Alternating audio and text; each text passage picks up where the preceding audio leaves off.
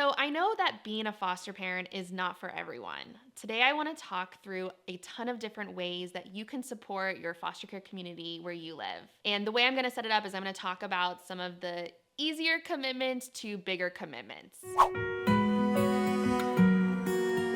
All right, so first, it's really important that we, as community members, educate ourselves on what is happening in foster care, how foster care works in our communities, and all of the ins and outs, because this is where we can get that foundational knowledge and it affects all other parts of our life in our community. One thing that I did to educate myself at the beginning, in addition to the classes and whatnot, was to watch documentaries and shows about foster care. So I'm going to share some of my favorites. Number one, my favorite is Foster on HBO. This is a look into the Los Angeles foster care world. It shows all the different people that work in foster care. It shows foster parents, foster youth, and biological parents and what that looks like. I found this to be well-rounded. There were still some places that I was like, that missed the mark a little, but I think it's a really good starting place. If you are also new to foster care, there's documentaries called Foster Shock, that is on YouTube. There's Removed 1, 2, and 3, also on YouTube. And there is a free documentary on Tubi called We Gotta Get Out of Here. If you are specifically interested in adopting from foster care, I would recommend the free documentary Closure on Tubi. And you can also watch The Day I Picked My Parents, which is on Apple TV+. Another really good place to learn about foster care is by listening to those with lived experiences. So that could be through books. I have some of my favorites here. When we read the stories of kids in foster care, we can really learn all of the problems, to be honest. A lot of these books talk about what it's like to have a good foster parent, a not so great foster parent, really helpful caseworkers, and just some of the pitfalls of the system. I found that by reading books by former foster youth, it really added a personal touch. You know, when we talk about the system, it's easy to lose track of the kids and the people impacted, and the books really bring those stories to life. Also, there are a ton of former foster youth on TikTok, YouTube, Instagram. By following them, you can learn a lot about what their experiences were like, how you can improve the system, and what their needs are today. Another, I would argue, easy way that people can support families and kids in foster care and former foster youth is by supporting businesses who also support child welfare. So I'm gonna go ahead and link to a directory of businesses that are owned and operated by former foster youth. This is a great starting place. But you can also look into your community because there's a lot of small businesses that have programs for former foster youth. You know where I am, there's places like Tender Greens, which is a salad restaurant, or there's La La Land Cafe, which is a coffee shop. Both of those organizations have programs for kids in foster care and former foster youth. You can also look up local nonprofits that support foster care and look at their page because oftentimes they have corporate sponsors on their websites, and that will point you to the businesses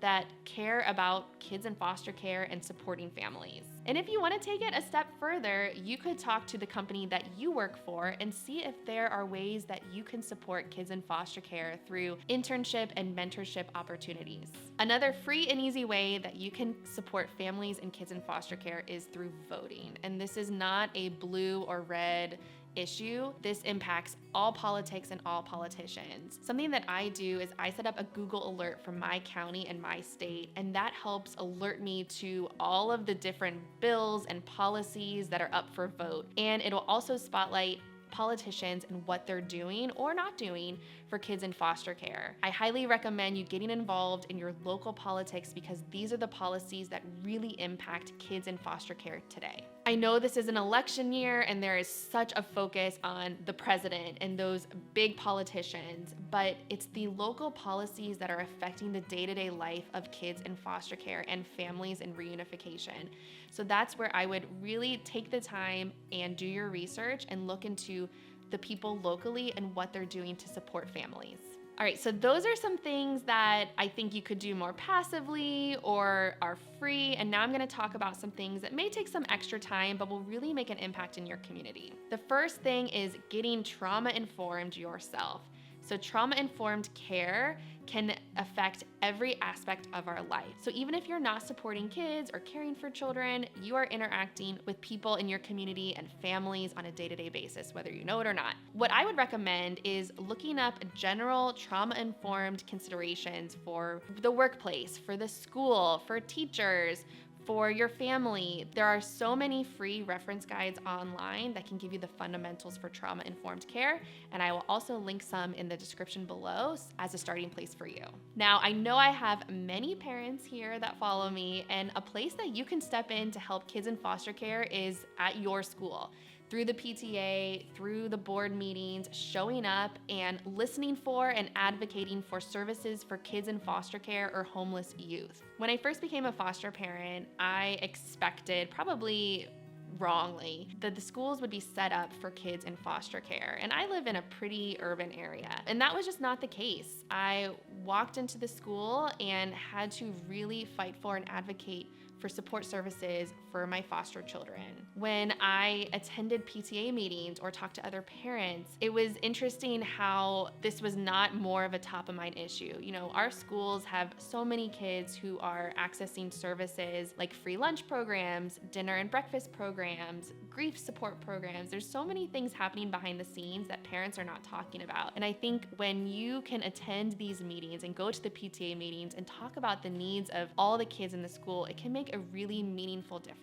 If you are serious about being a foster parent or really helping kids in care, you can take a big step forward and volunteer with kids in foster care. So in all of our communities, we have organizations, nonprofits that are hosting events, that are providing supplies, that are in the weeds, on the ground, helping kids in foster care and their families. And so when you do a search for your county, you can look for a nonprofit that's servicing the community, and you can sign up to volunteer. So there's often some steps when you volunteer with kids in foster care, usually a background check and some paperwork that you have to go through, but it is worth it. When you volunteer with these organizations, it's an opportunity for you to get to know kids in foster care. If this is your first introduction to supporting families impacted by child welfare, you can make a huge difference. And from there, once you are certified as a volunteer, you can become a mentor, you can help transport kids, you can provide childcare. There are so many opportunities once you become a certified volunteer with these organizations. So if you don't know an individual family, you can link up with nonprofits like the National Angels Organization, or Foster Village has different locations throughout the US, and they can help pair you with an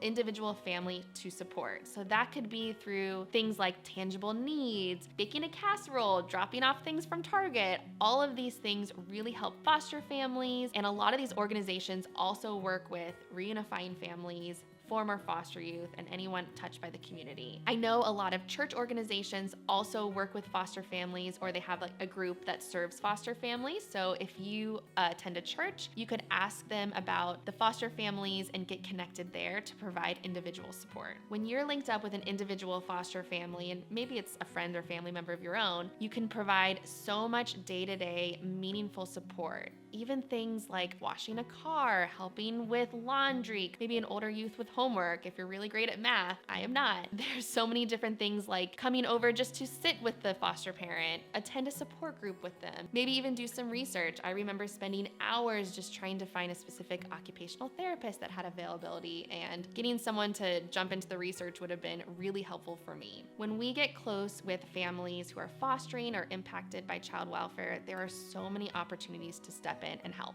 If you have even more time available to support the community, I would recommend the CASA organization. So that is Court Appointed Special Advocate. This is a volunteer role, and what happens is you are paired up with a kid in foster care or a sibling group, and you are their advocate. You are going to court, you are meeting with them monthly, and you are advocating for the things that they need. And this is really important because kids will often move from house to house or caseworkers will come and go or be changed. And so a CASA is someone that is a consistent voice and advocate for the child through all of that. It is a commitment. So from what I've heard from CASAs, it's usually 10 hours a month. Sometimes it's more depending on the child and the needs. And you will also be attending court hearings. So that is important. That happens every few months or a couple times a year. And there is usually a commitment of 1 year or 2 years. So this is an opportunity to make a huge impact on a child's life, but it is a commitment. Another way that you can step into your community without fostering is through organizations like Safe Families, Strong Families. It seems like every county and state has a different term for it, but essentially what that is hosting and providing respite care for biological families in crisis. The certification process is much quicker and not as intensive as fostering, and you are really just stepping in to help very short term, so a couple days, a couple weeks, while a parent in crisis is getting support. This is outside of the foster care community, but there is a social worker or a caseworker that helps facilitate this respite care. This is a really great way to help families and prevent kids from entering the foster care system.